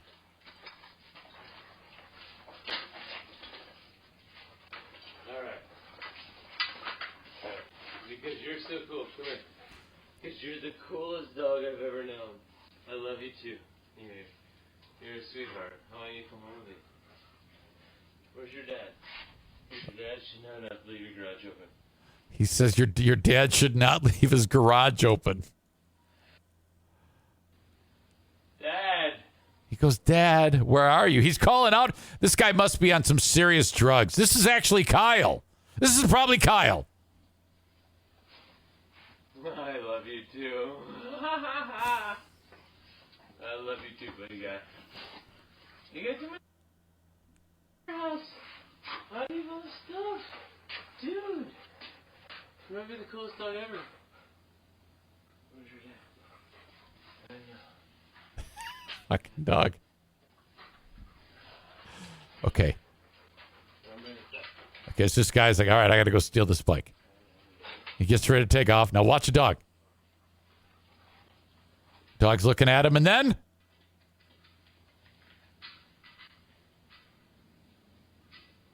takes off after him to play some more. Come on. Jesus. That's ridiculous, dumbass. God damn it. Fucking thief. I hate thieves. Absolutely horrible.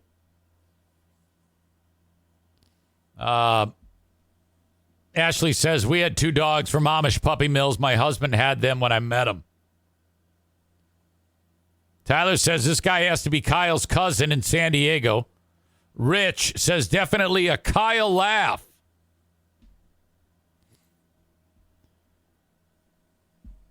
LV says, no way. Both dogs we've had, we got from people that could take care of them. Labs are the sweetest dogs ever.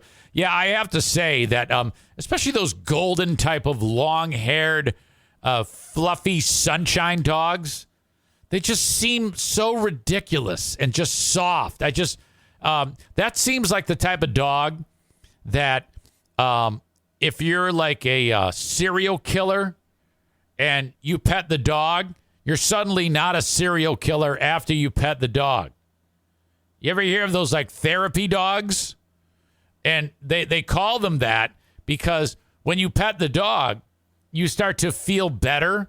Like you could lose your job and then, you come home from work and you tell your wife and all you want to do is go upstairs and overdose or hang yourself. And that's the plan. And then you see the dog and you start petting the dog. And then you decide not to kill yourself. And by the end of the day, you got like a new job. I'm telling you. That's how those therapy dogs work, Everybody should have one. That's like those Army veterans. You ever see these guys? They like get out of like combat fighting. And they step off the bus like fucking John Rambo in wherever, Topeka, Kansas, to go home. And the plan is to go home and blow up the entire town. But there's a therapy dog there. And then you're good to go. You don't have any problem. You never need medicine. You totally it's all the energy. It's like a dog version of John Coffey. All the bad stuff leaves you, goes into the dog, and then he spits it out like black flies. It's incredible. Ashley says, I have a doctor's note from my doctor for my dog. He makes me less crazy. I just wanted it for free pet rent. That doesn't surprise me from a woman who hates zoos. Bob says, Huskies have that effect on me. Yeah, I love those fluffy golden dogs. It makes me want one. But I always wind up with dogs with smash faces and no tails. Chris says, a part of that is having another creature dependent on you. Gives you purpose. Well, that's true. If you think about it, you hear about these programs where they bring a couple dogs into like the prison. And then you give the pit bull to like the prisoner and he takes care of it in his cell. And now I'm not kidding you. If I were in prison, that's like the worst thing that could ever happen. But if someone gave me a dog and I'm in prison, then that's like a 5-star hotel. Okay. So what you do is you get the guy who has murdered like 10 children under the age of 1. And then he's caught, and then he's put in prison. And then, like 30 years into that sentence, you give him the dog. And then he loves the dog and takes care of the dog, and the dog loves him. And then you take the dog out. You go, oh, hey, you love this dog? Yeah, I love it. The prison's so great. You go, well, fuck you. And you take the dog. And he's like, oh, no. You know? Or you have, like, family members of the deceased take the dog away from that fucker. You know? And then, like, give him to a family. Give him to the family of the people, of the babies that he murdered. You know, that it's all part of the punishment. You trick them to thinking that's their dog now. And then, asshole. Maybe that's just a sadistic side of me. But Ryan writes, I just saw a video yesterday of 2 huskies coming up on some poor little dog in his own yard. I don't want to read that. I was reading it on before without pre-reading it. I won't make that mistake again. God damn. Apparently 2 huskies are running loose, eating other dogs on the west side of Grand Rapids. Oh, God. Thanks, jackass. All right. More on that football player known as Blindside. That's the only way I knew this guy was from the movie. Oh, man, tackle made by Blindside. That's the dude, Michael Orr. This is when he got drafted by the Baltimore Ravens. That's Leanne Toohey. That's the mom. Behind her is the dad, Sean, one of the sons. I don't know who this other guy is, this other black dude. Maybe they adopted him, too, and he's a basketball player. I have no idea.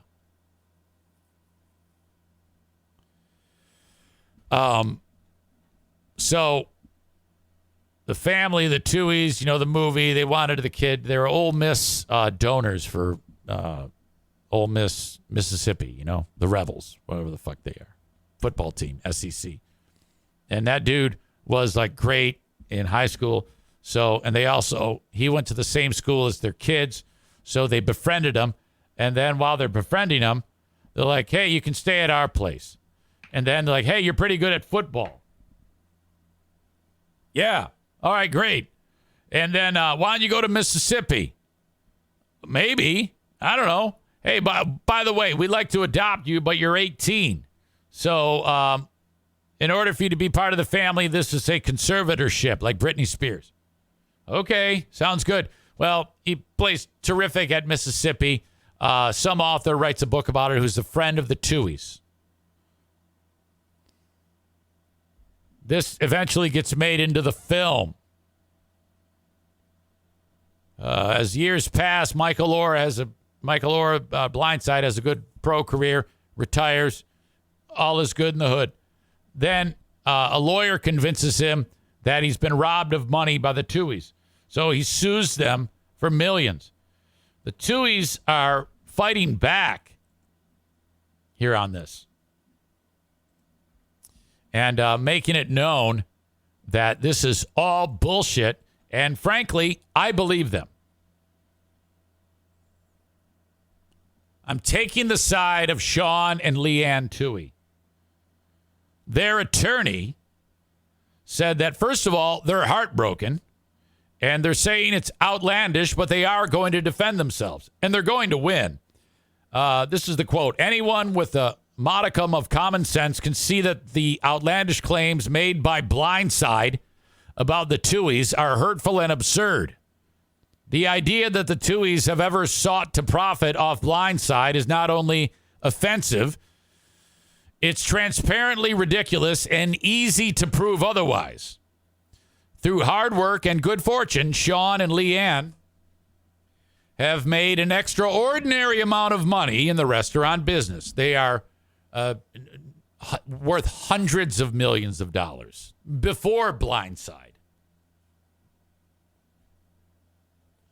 This, to me, is the biggest piece of evidence. This nugget right here. The notion that that a couple worth hundreds of millions of dollars would connive to withhold a few $1,000s in profit participation payments from anyone, let alone from someone they loved as a son, defies belief. This is a well-written retort, by the way. In reality, the Tuohys opened their home to Blindside, offered him structure, support, and most of all, unconditional love. They have consistently treated him like a son and one of their 3 children. His response was to threaten them, including that he would plan a negative story about them in the press unless they paid him $15 million.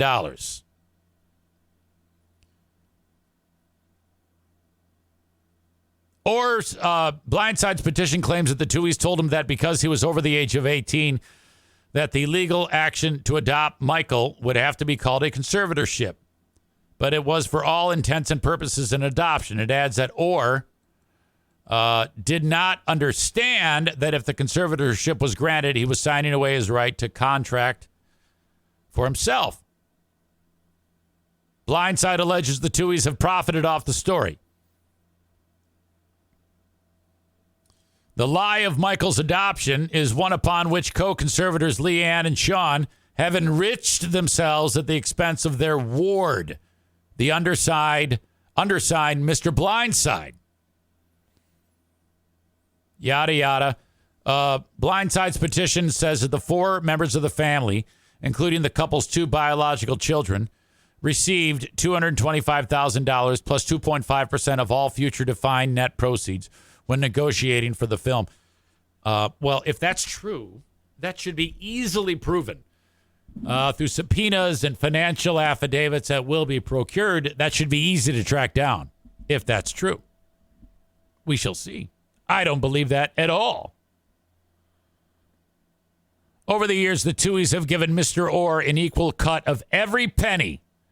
Even recently, when Mr. Orr started to threaten them about what he would do unless they paid him off with an 8-figure windfall. And as part of this shakedown effort, refused to cash the small profit checks from the Tuohys. They still deposited Mr. Orr's equal share into a trust account they set up for his son. Additionally, in spite of the false allegation in the lawsuit, the Tuohys have always been upfront about how a conservatorship was established to assist Blindside, ranging from getting him health insurance and obtaining a driver's license to helping him with college admissions. Should Blindside wish to terminate the conservatorship either now or anytime in the future, the Tuohys will never oppose it in any way. So basically, Blindside left the conservatorship, I don't know, because he was fucking busy making millions of dollars in the NFL and being fat. Who knows? You fucking greedy asshole. Orr's petition alleged that the Tuohys enacting as Orr's co-conservators have committed a breach of their fiduciary duty so gross and appalling that they should be sanctioned by this court by disgorgement of all sums of money. There was another line here that I wanted to read that I am disheartened by the revelation shared in the lawsuit today. No. It was something about how the attorney for the Tuohys said he has shopped this claim around to many attorneys Blindside has over the years. And no one's taken him up on it because it's so malignant in scope. And he finally found the right scam artist to, engage him with all of this bullshit. The whole thing's stupid. And most legal people in the stories that I've watched about this, experts have said, yeah, this is nearly impossible to prove. Unless you've got a note that says, hey, Leanne, it's Sean. I sure love ripping Blindside off. I love having all these extra dollars in our pocket since we started to rip off Mr. Blindside. Stupid. Never forget that the discussion of Blindside led to the earlier discussion in the week about how handsome Nick Saban is. Now, I'm not attracted to him. But if you're a lady It doesn't matter who you are and how strongly or not strongly you feel about him. If you are in the same room as him, you will get pregnant. Like your ovaries will just spit out egg and semen. It will manufacture egg and semen and just blend it to become a baby because of the power that he has. Even at age 70 or 71. My God. Linda says she will be in the same room as him in October. How? Why? What are you doing? Is it are you going to have sex with him? Let me ask you this, Linda. If Nick Saban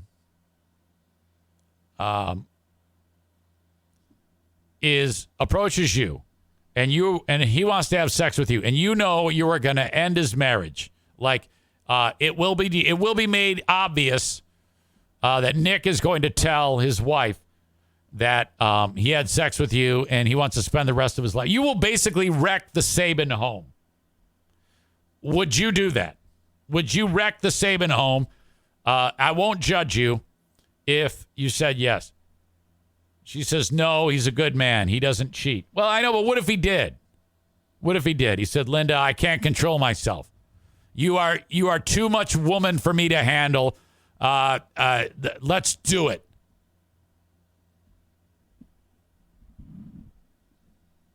Really? You wouldn't? No, I'm with you because, I mean, I can think of women that are considered to be hall passes. And I wouldn't do that. I would never, I don't have a hall pass. You know? I don't even like to think like that. But if I did have a hall pass, I don't even know of one. I don't even have one because I can't really, it would have to be some lady who's like 65 years old.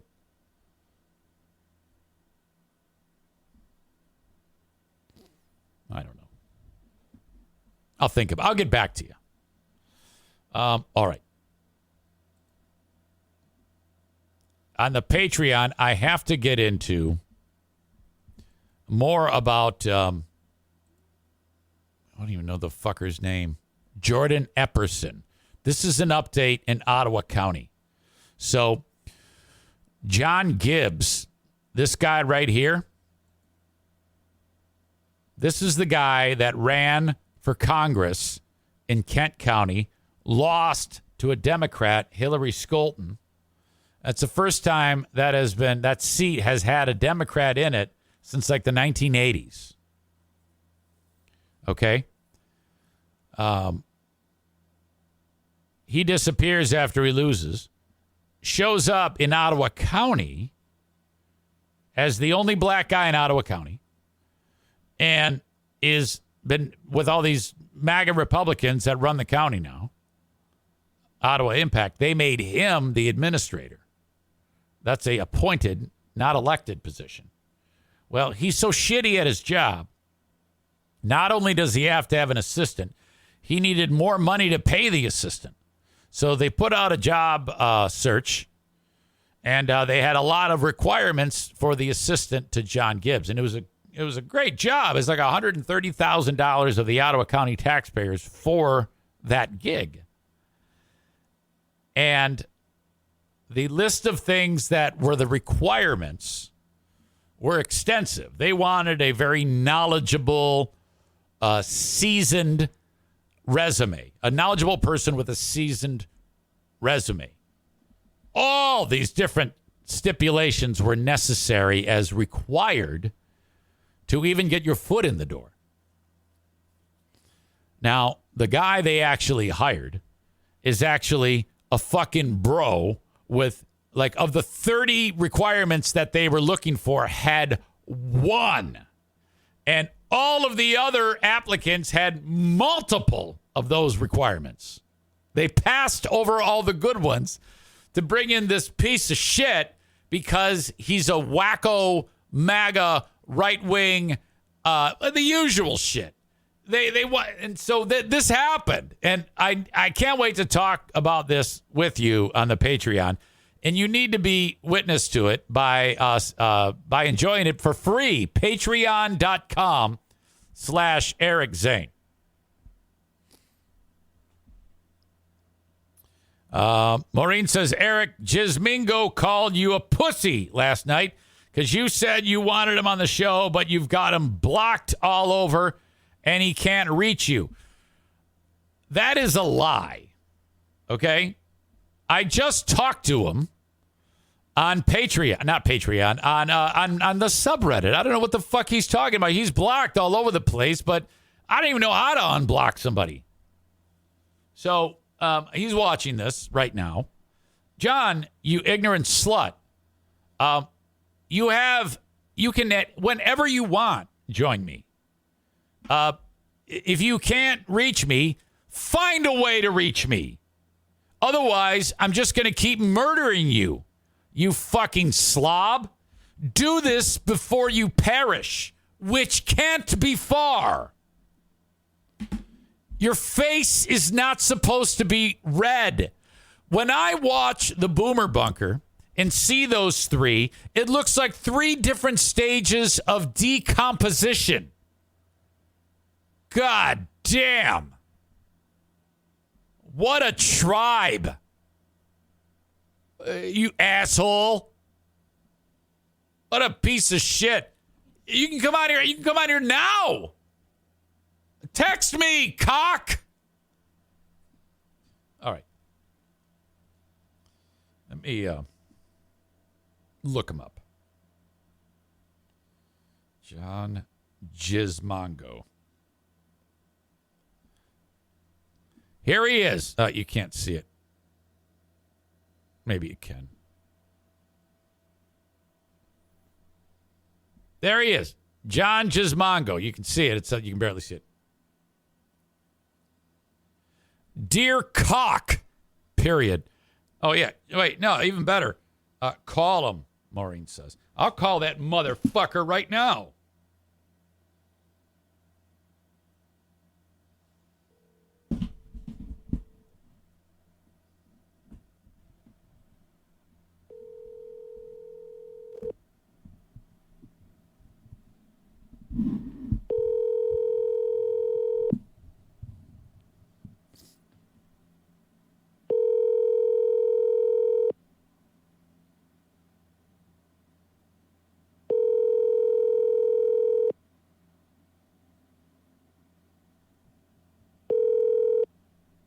You are not allowed to make dialed carrier calls. What the fuck is that? Dear fat fuck. Period. I tried calling you to put you on the show. Period. You can be on here anytime you want, you disgusting pig. Period. Fuck off and join me, you desperate pussy. Period. Actually, I'm going to see if I can have Siri do that. Hey, Siri. Mm-hmm. Text John Jamingo. What do you want to say? Hey, fat fuck. Period. Where the fuck are you? Question mark. You know you can come on here anytime you want. Period. Why the fuck are you avoiding me? Question mark. Didn't you say you would tear into me like a grizzly bear? Question mark. I would love for that to happen. Period. Call me whenever you want so that I can beat the shit out of you. Period. Send it. Oh, I wanted her to repeat it. To John. Done. All right. There you go. He can call me anytime he fucking wants. I've got his goddamn number.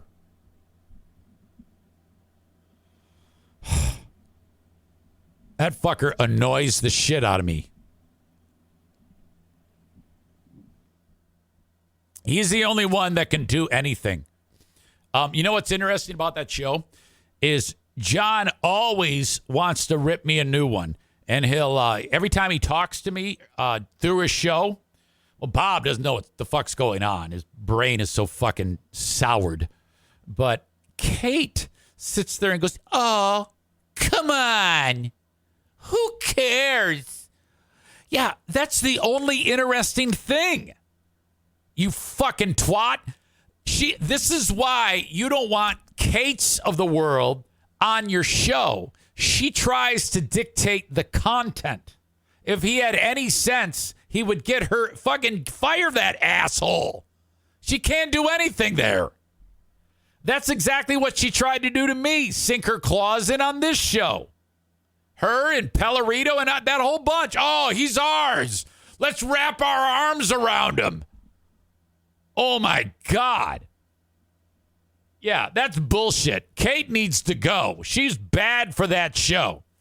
Jamingo, whenever he does anything interesting, there's only two things interesting that John does. Yell at Bob or attack me. That's the only thing interesting. And that crazy bitch was like, no, come on, let's move on. No! You don't want to move on? You idiot. What the fuck do you know? That's bullshit. I would actually do a show with Jamingo. John thinks he's fucking hot shit. And I would love that. It could just be a big anger fest where I tell him how disgusting he is. Yeah, she's shit. And Bob's useless. Maureen says, oh, my God. In John's rant last night, John said Bob just sits there blinking. And Bob was wearing sunglasses. Yeah, Bob can't do anything. He's just so poor at this. I mean, he's like Justin level of inability to communicate thoughts. He doesn't. Oh, God. About the only thing that Bob does well is looks good smoking a cigarette. Like, he actually looks cool. Like, he knows how to smoke. He doesn't look like a fucking poser who doesn't know how to smoke. Like, when I smoke, it's like I look like a guy who doesn't smoke.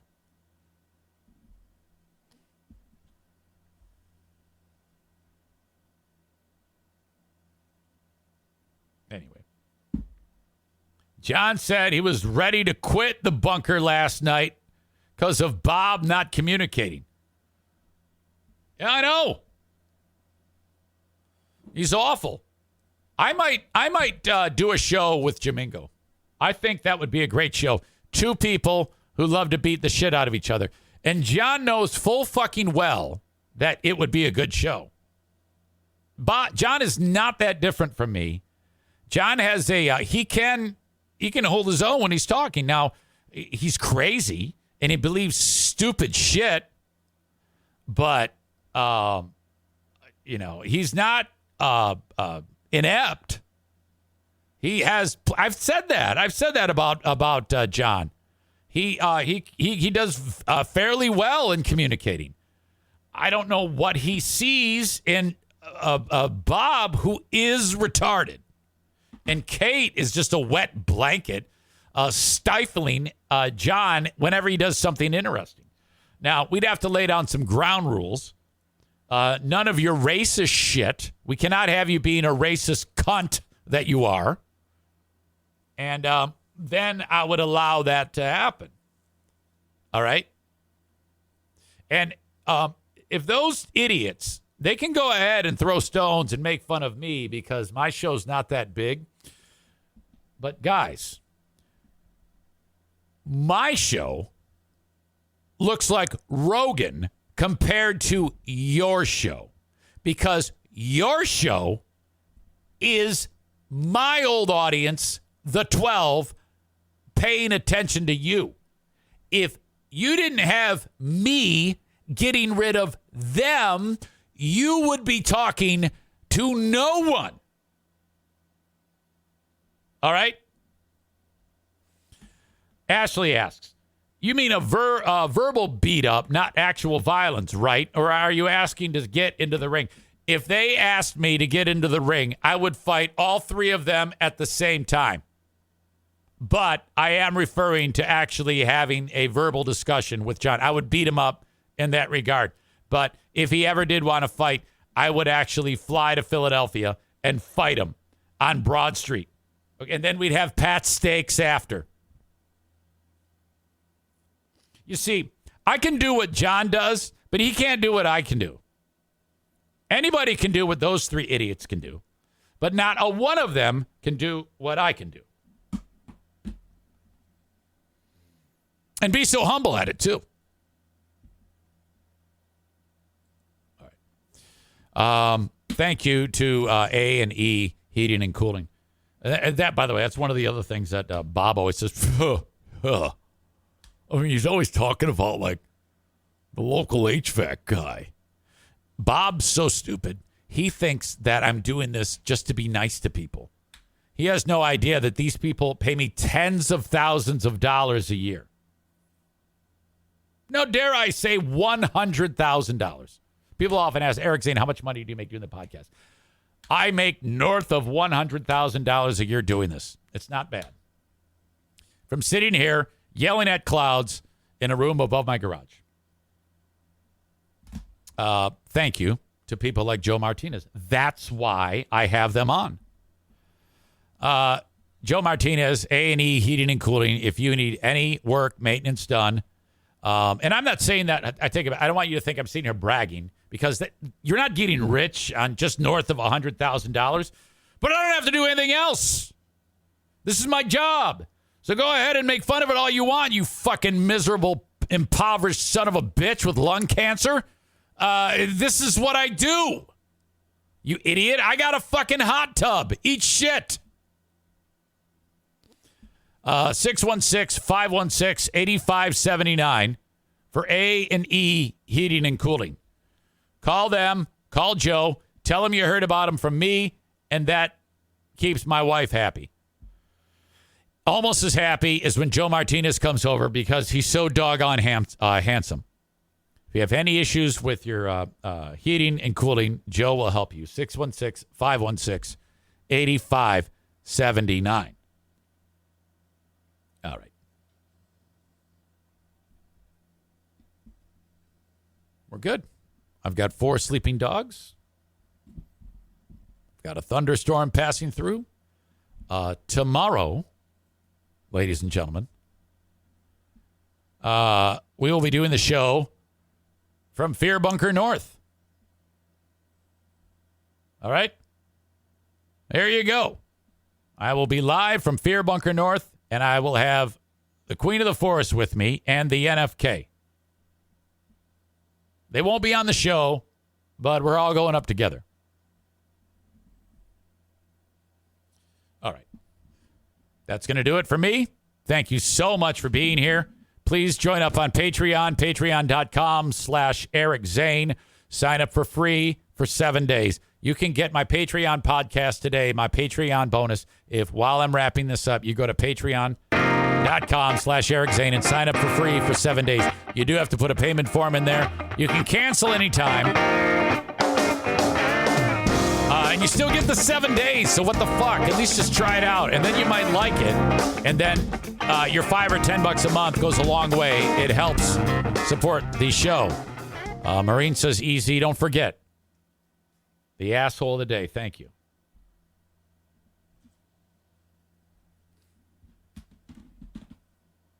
Today's asshole of the day.